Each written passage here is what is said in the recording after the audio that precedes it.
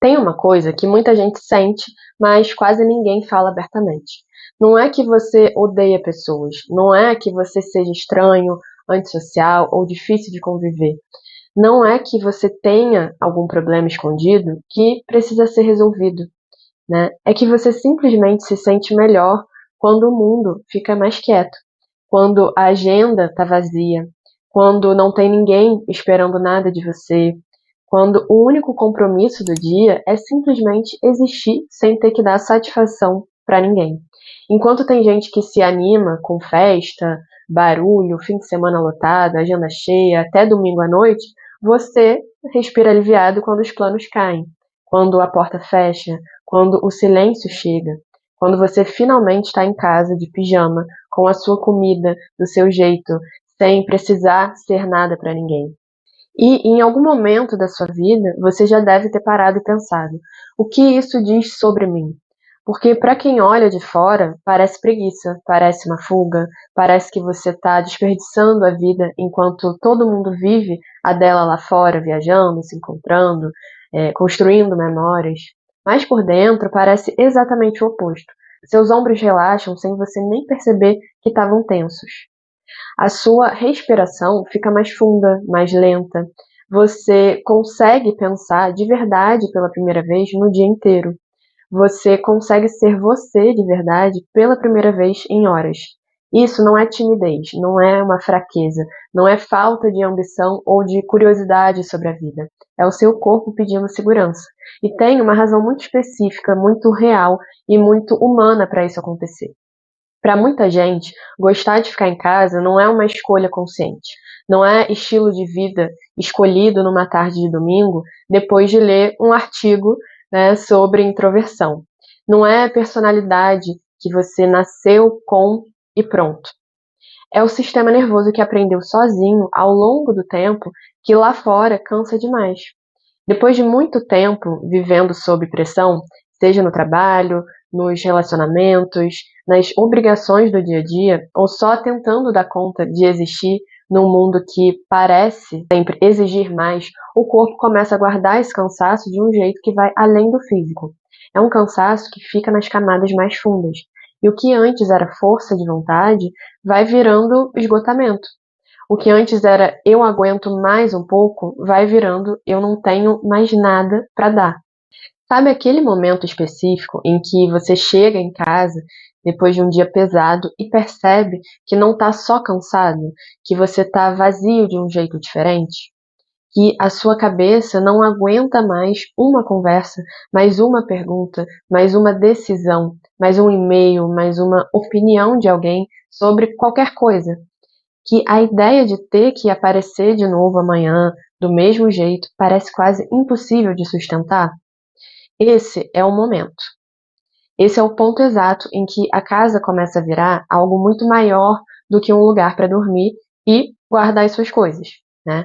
Ela vira o único lugar onde você não precisa se preparar para apanhar, onde não tem crítica esperando na próxima frase, não tem nenhum julgamento disfarçado de opinião, não tem aquela sensação constante e desgastante, né, de que você precisa performar, explicar, se justificar ou se adaptar ao humor de alguém que não é você. A iluminação é familiar, o silêncio é previsível, os sons são os que você escolheu ou os que você já conhece de cor. Ninguém está te avaliando, ninguém precisa de nada de você agora. O seu corpo aprende isso, aprende com repetição, com experiência, com tempo. Aprende que silêncio é igual a segurança, que em casa finalmente pode soltar, pode ser só você, né? Sem precisar ser a versão apresentável, a versão produtiva, a versão que sorri mesmo quando não quer. Não tem nada de errado nisso.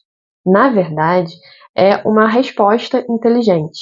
É o seu sistema tentando se proteger, né, depois de muito tempo exposto a mais do que conseguia processar. O problema aparece quando ninguém te ajuda a entender o que te trouxe até aqui. Porque sem entender a causa, sem nomear o que aconteceu, o refúgio vai se tornando, aos poucos, uma prisão muito confortável.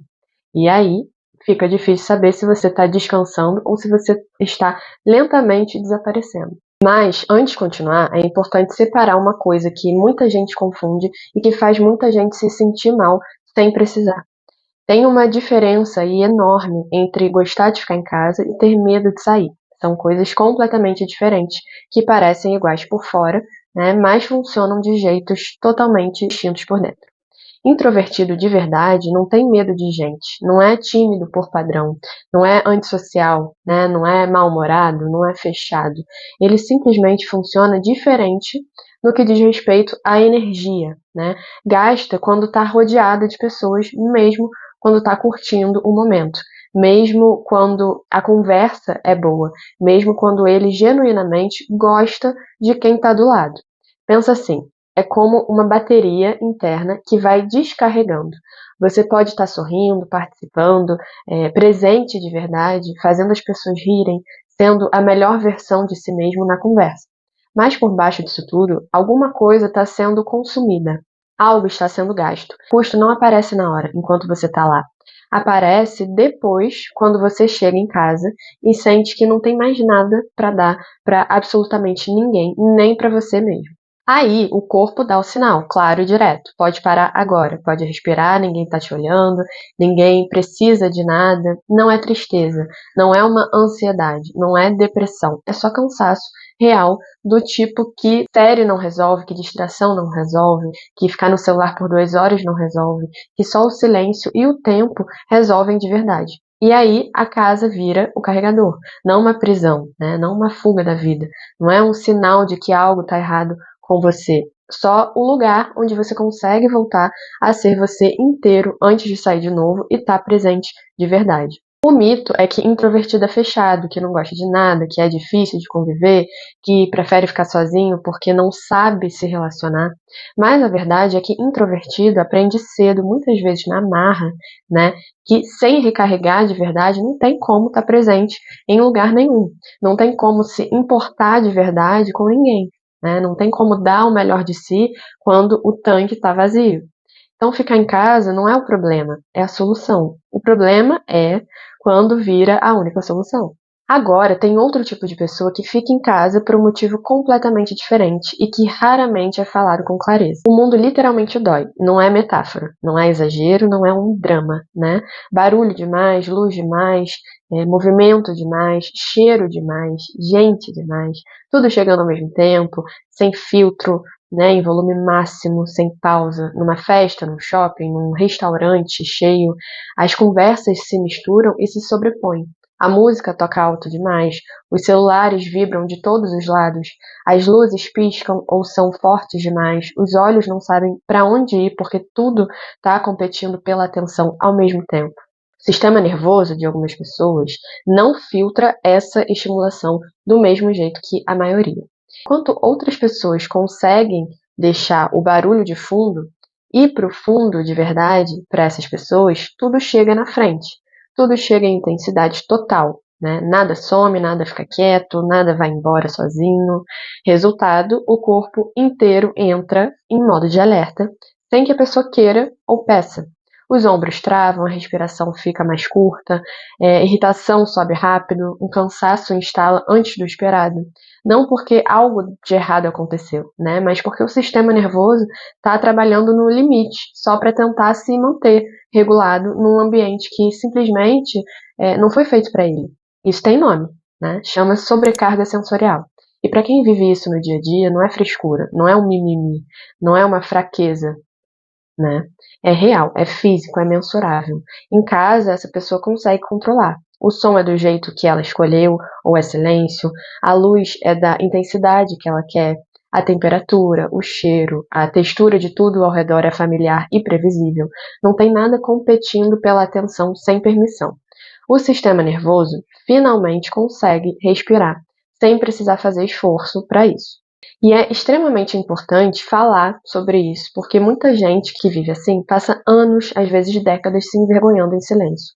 Achando que é fraca, que é exagerada, que é difícil demais, que tem alguma coisa fundamentalmente errada com ela, né? Porque não consegue simplesmente relaxar em lugares onde todo mundo ao redor parece estar bem e se divertindo, né? Mas não é uma fraqueza, é um sistema nervoso calibrado de forma diferente. que sente mais, né, que processa mais, que precisa de menos barulho externo para funcionar bem por dentro. E para esse sistema escolher a casa repetidamente não é fugir da vida, é uma forma de se proteger de forma inteligente para poder continuar existindo sem entrar em colapso toda semana. Só que tem um ponto específico onde o descanso vira isolamento, e esse ponto é especialmente traiçoeiro, exatamente porque não parece um problema, parece a coisa mais razoável do mundo. No começo, cancelar planos dá alívio genuíno. Ficar em casa restaura de verdade. O silêncio cura de formas que nada mais cura. Você precisa disso, você sabe que precisa, e faz todo o sentido do mundo escolher isso.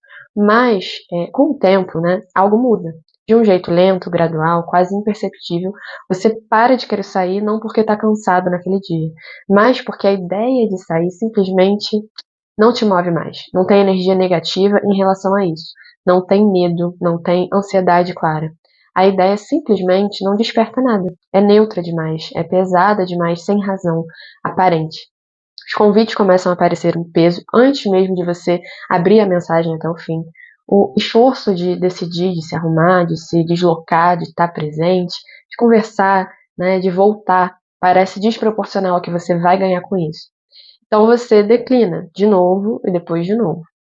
O mundo começa a parecer que está acontecendo numa tela que você assiste de longe, como se você fosse espectador da própria vida, né? Como se as coisas estivessem se movendo lá fora e você estivesse aqui parado, vendo o tempo passar pela janela.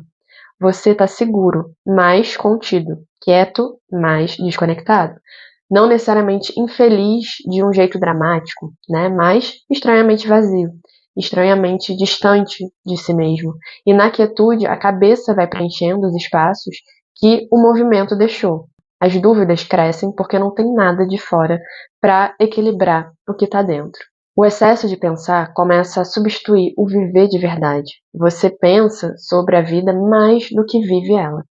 O que torna tudo isso tão perigoso é exatamente o quanto parece completamente razoável. Não tem crise visível, não tem drama para contar para alguém, não tem um momento claro onde você possa dizer foi aqui que deu errado. É só a vida, colhendo milímetro a milímetro de um jeito fácil de justificar como autocuidado, como introversão, como eu sou assim mesmo, como eu prefiro qualidade à quantidade. O descanso foi feito para te devolver ao movimento. Quando ele para de fazer isso, né, quando ele começa a substituir o movimento em vez de preparar para ele, já virou outra coisa, já virou isolamento.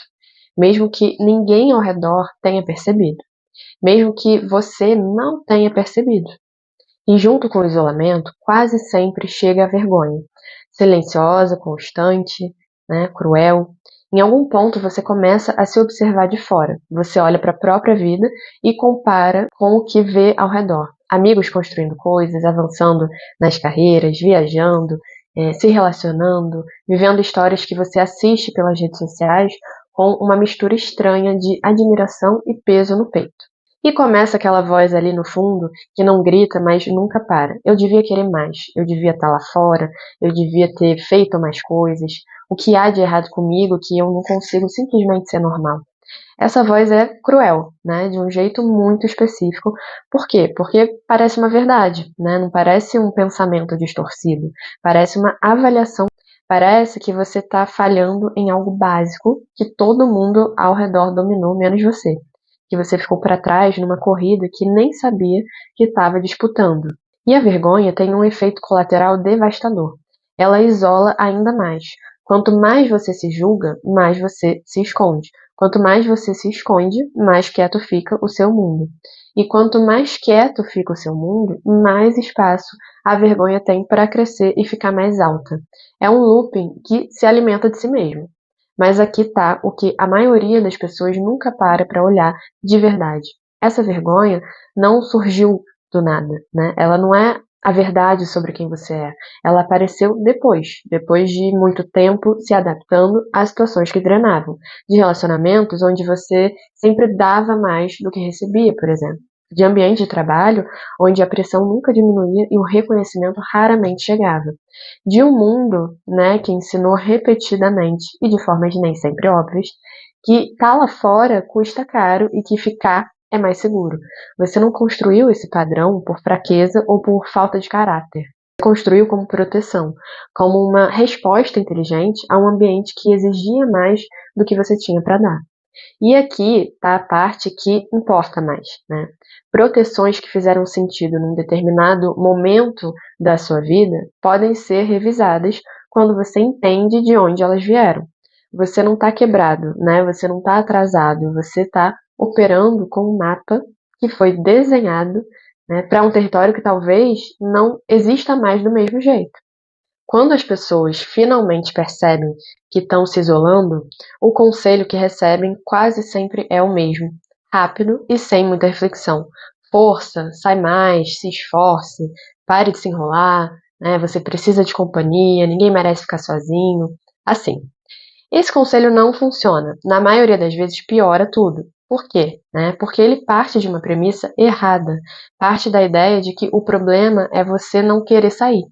Mas o problema nunca foi esse, né? O problema foi o que te ensinou que ficar dentro era a opção mais segura. E empurrar alguém para fora sem entender o que criou aquele padrão é como mandar alguém correr antes de tratar uma fratura. O objetivo não é se forçar a ser outra pessoa, não é fingir que você é extrovertido, ou que o barulho não te afeta, ou que eventos sociais não te custam energia.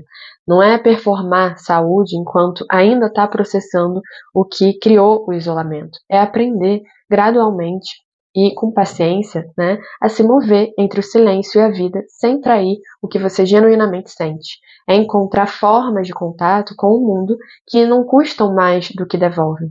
E isso começa muito menor do que as pessoas imaginam.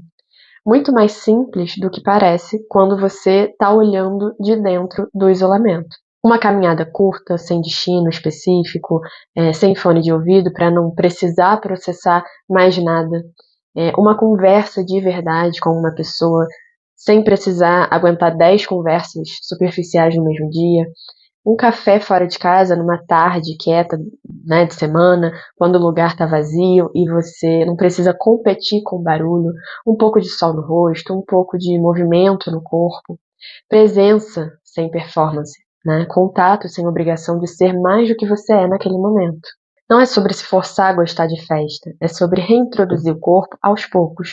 A ideia de que o mundo lá fora não é necessariamente um lugar hostil, que nem toda saída vai custar mais do que devolve, que segurança não é um lugar físico, é um estado que você pode aprender a carregar com você. A casa continua sendo importante nesse processo todo, né? Ela é sua base, é o lugar onde você recarrega, pensa, respira, processa, mas ela vai deixando de ser o único lugar onde você se sente inteiro, vai se tornando uma base de onde você parte, não um esconderijo onde você some. Crescimento real do tipo sustentável quase nunca parece dramático ou inspirador quando está acontecendo. Parece quase entediante. É uma coisa pequena, diferente, por dia. É uma escolha minúscula de movimento, quando o padrão seria ficar parado. É só o suficiente para a vida não encolher mais. É só o suficiente para lembrar o seu sistema nervoso que existe mundo além das suas quatro paredes e que esse mundo às vezes é ok. Então, aqui está a coisa que a maioria das pessoas nunca recebe permissão de ouvir, dita de forma direta e sem rodeios. Você não precisa escolher entre o silêncio e a vida. Não precisa largar seu amor pelo quieto, pela casa, pela solidão boa, para existir no mundo de forma plena. Não precisa se transformar em alguém barulhento, sempre disponível, sempre sociável, sempre na correria para ser uma pessoa inteira que vale a pena. O silêncio nunca foi o inimigo. Ele te protegeu quando você precisava de proteção, te ajudou a se ouvir quando tudo ao redor era ruído demais, te manteve de pé quando as coisas pesaram mais do que você conseguia suportar. Te deu espaço para processar o que a vida foi jogando em cima de você sem parar. Isso tudo importou, né? Isso tudo fez algum sentido. Isso tudo foi necessário. Mas o silêncio não foi feito para ser o único lugar onde você vive. Ele foi feito para ser o lugar onde você volta, não onde você some. Você pode descansar e voltar. Pode ter uma casa que te ancora de verdade e um mundo que vai abrindo de novo, devagar, sem pressa, sem pressão, sem precisar ser tudo de uma vez. Pode construir uma vida onde introversão e conexão coexistem sem uma destruir a outra. Onde você recarrega de verdade e sai de verdade. Onde silêncio e presença não são opostos, são complementares. Você pode levar a quietude com você, para dentro das conversas que importam, para os momentos de movimento, para conexões pequenas que não te custam mais do que te devolvem. Se esse vídeo colocou palavras em algo que você carregava faz tempo, sem conseguir nomear direito, saiba que você não está sozinho nisso. Muita gente vive exatamente esse padrão por anos, às vezes por décadas, sem nunca ter entendido de onde que ele veio, ou porque ele se instalou daquele jeito. Esse canal existe para explorar exatamente esse tipo de coisa. Essas mudanças internas silenciosas que moldam a nossa vida por dentro, sem aparecer muito por fora. Sem julgamento, sem fórmula pronta, sem te dizer quem você deveria ser ou como você deveria estar vivendo. Se inscreve para continuar essas conversas e me conta aqui nos comentários qual parte do que você ouviu aqui você reconheceu em você mesmo. Vou estar aqui lendo tudo.